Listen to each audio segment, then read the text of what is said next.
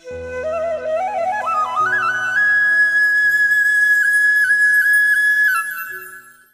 हाँ, तो जैसा कि पंडित जी बता रहे हैं कि सभी को गायत्री मंत्र का जप करना चाहिए और इसके महत्व को भी आज पंडित जी विस्तार से बता रहे हैं।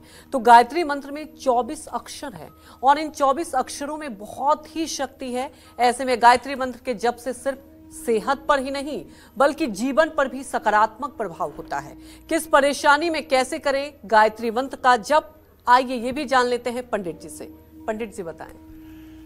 गायत्री मंत्र के 24 अक्षरों में 24 बीज मंत्र हैं और इसलिए अलग अलग परेशानियों में अलग अलग बीज मंत्र का संपुट गायत्री मंत्र के साथ लगाकर जप करने से परेशानियों से मुक्ति मिलती है। जैसे जिन लोगों को विरोधियों के कारण अपने जीवन के हर क्षेत्र में परेशानियों का सामना करना पड़ रहा है, उनको मंगलवार, रविवार या अमावस्या को लाल रंग के कपड़े पहनकर माँ गायत्री का ध्यान करते हुए क्लीम ओम भूर्भुवः स्वः तत्सवितुर्वरेण्यं भर्गो देवस्य धीमहि धियो यो नः प्रचोदयात् क्लीम, इस गायत्री मंत्र का 108 बार जप करना चाहिए। विरोधियों पर विजय मिलेगी, दोस्तों से रिश्ते अच्छे रहेंगे, परिवार में एकता रहेगी, कानूनी मामलों में जीत मिलेगी।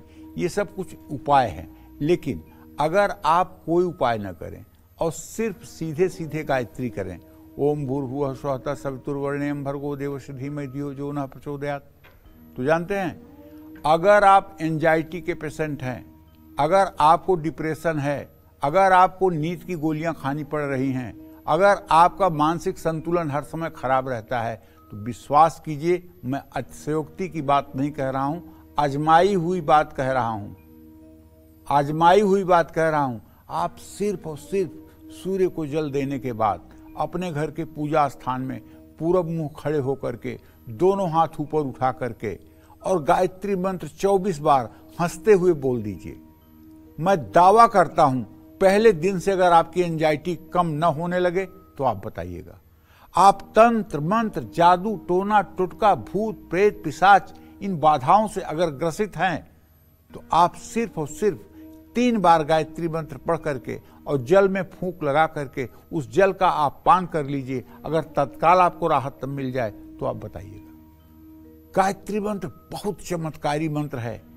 मैं तो कह रहा हूं शेष और शारद मतलब सरस्वती और शेषनाग भी इसकी महिमा नहीं कह सकते, फिर मैं क्या कहूंगा। लेकिन जो मैंने जीवन में अनुभव किया है, कठिन से कठिन परिस्थितियों में माता गायत्री ने साथ दिया है, ये मैं आपको बता रहा हूं, अपने हृदय की बात बता रहा हूं, इसमें कोई संदेह नहीं। ये मंत्र कलयुग में कल्प वृक्ष है।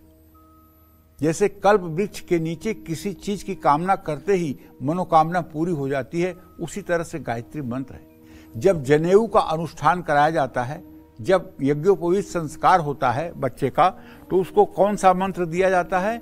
उसको गायत्री मंत्र ही दिया जाता है, कोई दूसरा मंत्र नहीं दिया जाता है। अटक से कटक तक, कन्याकुमारी से कश्मीर तक जब भी ब्रह्मचारी को मंत्र दिया जाता है तो पहला मंत्र जो होता है वो गायत्री मंत्र ही होता है। वो गायत्री मंत्र जनेऊ धारण करने के बाद गायत्री मंत्र ही उसको मिलती है और गायत्री मंत्र का ही वो पुरस्चरण करता है। जय मां विंध्यवासिनी।